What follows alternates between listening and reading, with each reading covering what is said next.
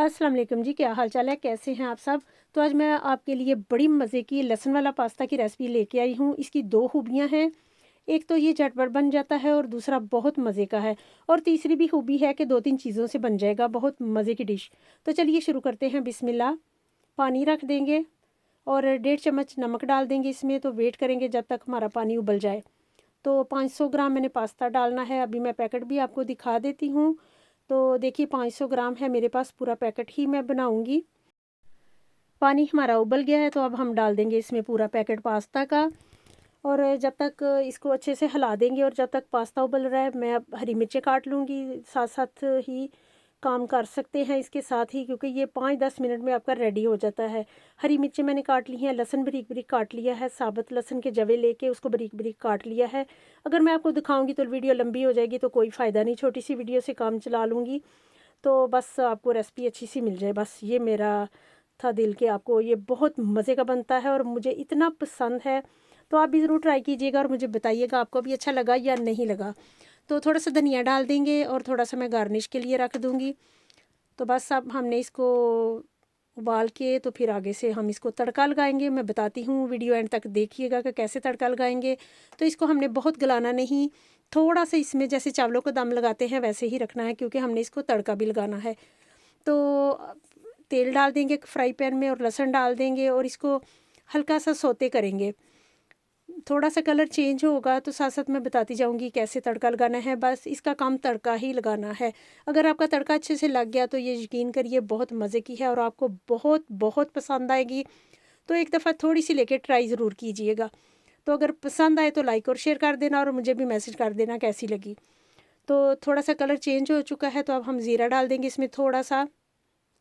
ज़ीरा ऑप्शनल है, अगर आपका दिल है डालिए, लेकिन ज़ीरे से टेस्ट बहुत अच्छा आता है।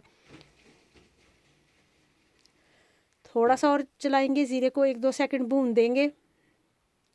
उसके बाद हम डालेंगे हरी मिर्चें। थोड़ा सा धनिया डाला है मैंने और फिर इसके बाद हरी मिर्चें डालेंगे ताकि धनिया का भी अच्छा सा टेस्ट आ जाए। और अब डाल देंगे हरी मिर्चें, क्योंकि हरी मिर्चें एंड पे डालूंगी ताकि जले नहीं।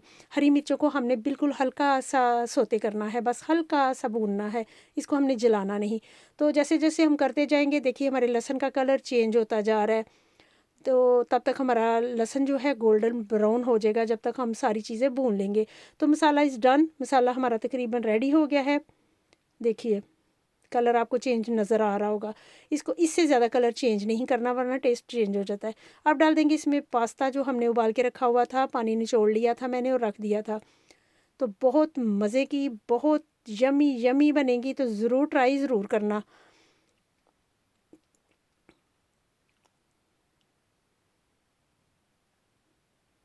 अभी थोड़ा सा इसमें ऑयल कम है, तो फिर मैं ऊपर से भी डालूँगी इस पे ऑयल ना, फिर ऊपर से मैं डालती हूँ तो इसका कलर अच्छा सा हो जाएगा। तो करेंगे इसको अच्छे से मिक्स, जल्दी से मिक्स करते हैं।